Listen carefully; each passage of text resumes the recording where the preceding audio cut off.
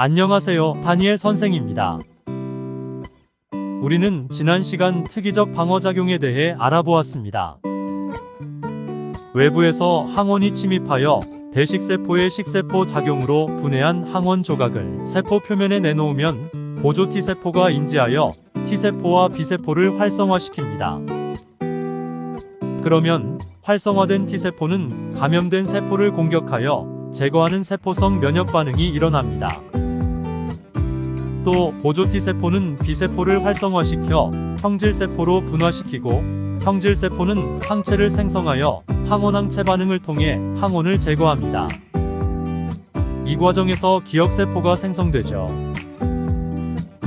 백신은 약화된 항원이나 유전자 재조합을 통해 만든 항원을 주입함으로써 기억세포를 생성시키는 것입니다. 백신은 기억세포를 생성시켜 놓아 2차 면역 반응을 일으킬 수 있도록 준비하는 것을 의미합니다. 자, 오늘은 방어작용의 세 번째 시간으로 면역 관련 질병과 혈액형에 대해 이야기해 보겠습니다. 오늘 학습을 통해 면역과 관련된 질병과 혈액형의 원리를 설명할 수 있을 것입니다. 그럼 이야기 속으로 들어가 볼까요? 면역 관련 질병. 지속적으로 가려움증을 유발하는 아토피 피부염은 우리 몸을 지키는 면역 체계에 이상이 생긴 결과입니다. 면역 체계에 이상이 생기면 아토피 피부염 외에도 여러 가지 질병이 나타납니다. 알레르기는 특정 항원에 면역계가 과민하게 반응한 결과로 발생하는 질병입니다.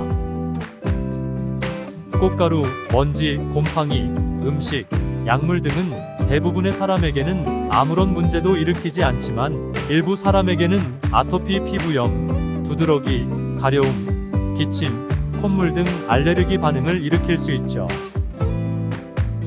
여러분, 사이토카인 폭풍이라고 들어보셨나요? 과도한 면역 반응은 정상세포를 손상시켜 사망에 이르게 하기도 합니다.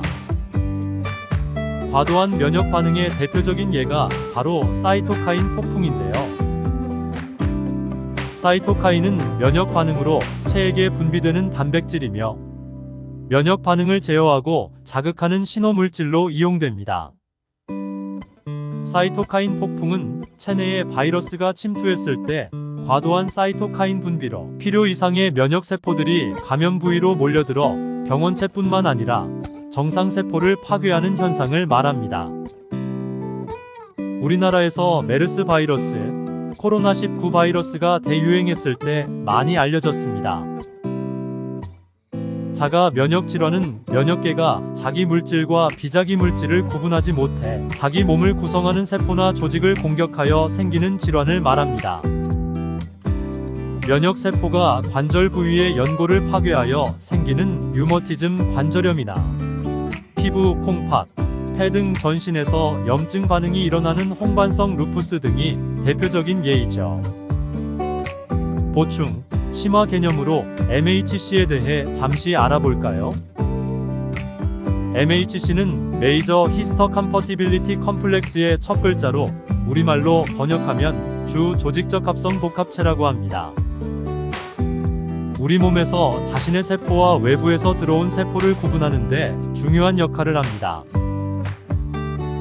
거의 대부분의 사람들이 서로 다른 MHC를 가지고 있으며 이로 인해 면역 거부 반응이 나타나죠.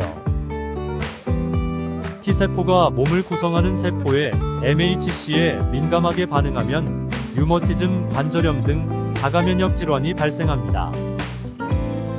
사람 면역 결핍 바이러스 HIV에 대해 잘 알고 있나요? HIV는 주로 혈액을 통해 감염되며 잠복기가 매우 길어 수년에서 수십 년에 이릅니다. 아직 HIV 감염을 완전히 치료할 수 있는 방법은 개발되지 않았고 칵테일 요법 등으로 증상을 완화하는 치료를 시행하고 있죠.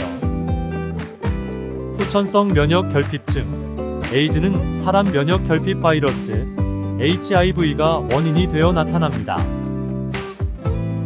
HIV 자체의 독성은 강하지 않으나 HIV는 항체 생산에 꼭 필요한 보조 T세포를 파괴하므로 HIV에 감염되면 면역 체계가 파괴되어 약한 세균이나 곰팡이 때문에 생명을 잃을 수도 있습니다. 자, 여러분에게 확인 질문 하나 해보겠습니다. 천식 등 알레르기 질환을 치료하는 모든 약에는 특정 물질의 작용을 억제하는 공통적인 성분이 들어 있습니다. 이 성분은 무엇일까요? 알레르기 질환은 비만세포에서 분비하는 히스타민의 과다 분비가 원인이므로 알레르기 질환을 치료하는 약에는 히스타민의 작용을 억제하는 항히스타민제가 들어 있습니다. 자, 그럼 이제 혈액형에 대해 알아보도록 하겠습니다. 여러분, 헌혈해 보셨나요? 헌혈을 통해 어려운 이웃을 도울 수도 있지만 자신의 건강을 체크해 볼 수도 있습니다. 혈액형이 서로 다른 사람에게 수혈하면 응집 반응으로 모세혈관이 막힐 수 있기 때문에 같은 혈액형끼리 수혈하는 것이 원칙입니다. 부득이한 상황이라면 일부 혈액형 사이에서 소량의 혈액을 수혈할 수도 있습니다. 수혈을 할 때에는 혈액을 주는 사람의 응집원과 받는 사람의 응집소 사이에서 응집 반응이 일어나지 않아야 합니다. 따라서 같은 혈액형 간 수혈이 원칙이죠.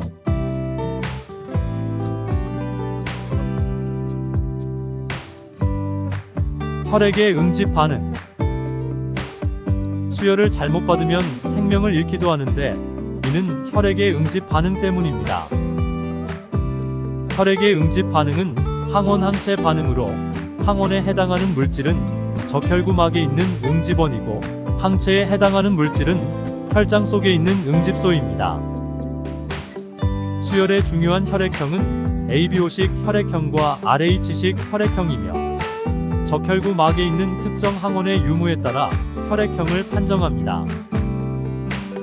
ABO식 혈액형의 응집원은 A와 B 두 종류가 있고 응집소는 알파와 베타 두 종류가 있습니다. 응집원 A와 응집소 알파, 응집원 B와 응집소 베타가 만나면 응집 반응이 일어납니다. ABO식 혈액형은 적혈구 표면의 응집원 종류에 따라 A형, B형, AB형, O형으로 구분합니다. 만일 A형을 O형에게 수혈하면 A형의 응집원 A는 O형의 응집소 알파와 결합하는 일종의 항원항체 반응이 일어나 혈액이 응집됩니다. 이러한 현상을 부적합수혈이라고 합니다. 반대로 O형의 혈액을 A형에게 수혈하면 O형의 응집소 알파와 A형의 응집원 A가 응집하기 때문에 이 역시 응집 반응이 일어납니다. 하지만 O형은 항원으로 작용하는 응집원이 없어 큰 문제가 되지 않습니다. 소량 수혈이 가능한 이유이죠. 이제 RH식 혈액형에 대해 알아볼까요? RH는 붉은 털 원숭이 리서스 멍키의 앞글자를 따온 것입니다. RH식 혈액형 판별에는 붉은 털 원숭이의 적혈구를 주사하여 응집소가 생성된 토끼의 혈청을 이용합니다. 생성된 응집소를 사람의 적혈구와 섞어서 응집이 일어나는 혈액을 RH+형, 응집이 일어나지 않는 혈액을 RH-형이라고 합니다. RH+형인 사람은 적혈구 표면에 RH 응집원을 가지고 있고 RH-형인 사람은 RH 응집원이 없습니다. RH식 혈액형에서 RH+형을 RH-형에게 수혈하면 최초 1회는 응집 반응이 일어나지 않습니다. B는 RH-형에는 응집소가 없어서 처음 1회는 응집 반응이 일어나지 않지만 이후 항체 델타를 생성하게 되죠. 따라서 RH+형은 RH-형에게 처음 1회만 수혈이 가능합니다.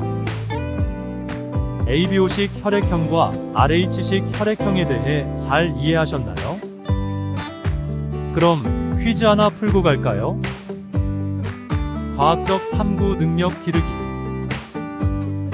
다니엘과 레이첼은 둘 다 RH-형입니다. 그러나 다니엘의 혈액에는 RH 응집소가 있고 레이첼의 혈액에는 RH 응집소가 없습니다. 이러한 차이가 발생하는 까닭은 무엇일까요? RH-형 혈액에는 원래 RH 응집소가 없지만 수혈 등의 이유로 체내에 RH 응집원이 들어오면 RH 응집소가 생성됩니다. ABO식 혈액형의 응집소 알파, 베타를 가지고 있는 사람은 태어날 때부터 혈장에 응집소 알파, 베타가 있지만 RH-형인 사람은 RH 응집원과 접해야만 응집소 델타가 생성됩니다. 혈액형을 발견한 란트슈타이너에 대해 잠깐 알아보고 마무리하겠습니다. 란트슈타이너는 사람의 적혈구가 타인의 혈청에서 응집되는 것을 확인하고 이를 바탕으로 ABO식 혈액형, MN식 혈액형, RH식 혈액형을 발견했습니다. ABO식 혈액형과 RH식 혈액형도 수능에서 가끔 출제되고 있습니다.